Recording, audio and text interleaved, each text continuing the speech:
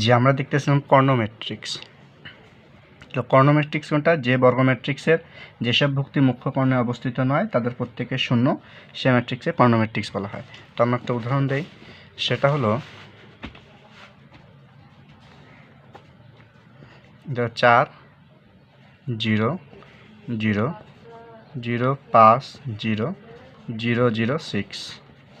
তো এখানে লক্ষ্য করলে দেখা যাবে এই যে মুখ্য কর্ণ আছে, একটু আগে আমরা শিখলাম মুখ্য কর্ণ, এই মুখ্য কর্ণ বরাবর যে ভুক্তিগুলো সেগুলোর একটা মান 4 5 6, বাট এছাড়া অন্য যে ভুক্তিগুলো রয়েছে সেগুলোর মান কিন্তু 0 0 0 0 0 0 0, সব যদি 0 হয়, শুধুমাত্র মুখ্য কর্ণ বরাবর যদি মান থাকে, সেটা যে কোনো মান হোক 4 5 6, তবে এটাকে বলা হবে কর্ণ ম্যাট্রিক্স।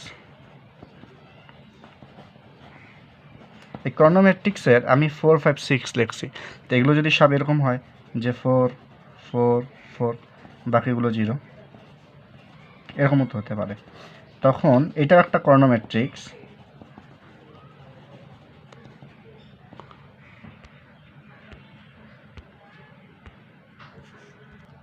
বাট এর স্পেশাল একটা নামও আছে, সেটা হচ্ছে স্কেলার ম্যাট্রিক্স। এটা এক ধরনের কর্ণ ম্যাট্রিক্সও, আবার স্কেলার ম্যাট্রিক্সও। আবার এগুলো যদি 4 4 না হয়ে সবগুলো 1 1 1 হয়, 1 1 1, বাকি ভুক্তিগুলো যদি 0 হয়, এরকম 0, তখনও এটা একটা কর্ণ ম্যাট্রিক্স। আবার এটা স্কেলার ম্যাট্রিক্স। আবার এরও একটা আলাদা স্পেশাল নাম আছে, সেটা হচ্ছে অভেদক, আর একে আই দ্বারা প্রকাশ করা হয়। যখন I1 দেওয়া থাকবে তখন বুঝতে হবে এখানে মাত্র একটা ভুক্তি আছে, সেটা হচ্ছে 1। যখন I2 দেওয়া থাকবে তখন এখানে বুঝতে হবে এখানে 2টা করে ভুক্তি আছে, মানে 2/2 আছে, সেটা হচ্ছে 1 0 0 1, এটা হচ্ছে 2/2। আবার যদি I3 দেওয়া থাকে বুঝতে হবে এটা 3/3, এটা 1 0 0 0 1 0 0 0 1, এটা হচ্ছে 3/3 ক্রমের ম্যাট্রিক্স। I1 দ্বারা 1/1 ক্রমের, I2 দ্বারা 2/2 ক্রমের, এবং I3 দ্বারা 3/3 ক্রমের। এটাকে স্পেশাল নাম হয় অভেদক। আবার কোনো ম্যাট্রিক্সের সবগুলো ভুক্তি যদি 0 হয়ে যায়, 0 0 0 0 0 0 0 0 0, তখন একে বলা হয় শূন্য বা নাল ভেক্টর। আমরা যেমন ভেক্টরের মধ্যে পড়ছিলাম, ম্যাট্রিক্স শূন্য বা নাল ম্যাট্রিক্স, আমরা যেমন ভেক্টরের মধ্যে পড়ছিলাম শূন্য বা নাল ভেক্টর, তেমনই এখানে শূন্য বা নাল ম্যাট্রিক্স। এরপর রয়েছে ত্রিভুজাকার ম্যাট্রিক্স।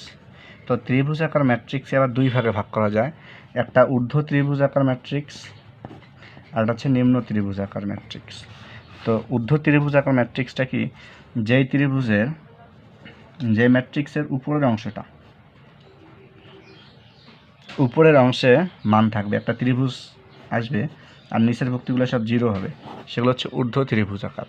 আর যেগুলো নিচের দিকে একটা ত্রিভুজ শেপ আসবে এবং অন্য ভুক্তিগুলো শূন্য, সেটা হচ্ছে নিম্ন। আমি একটা উদাহরণ দিচ্ছি, সে যেমন 1 2 3 0 4 5 0 0 6।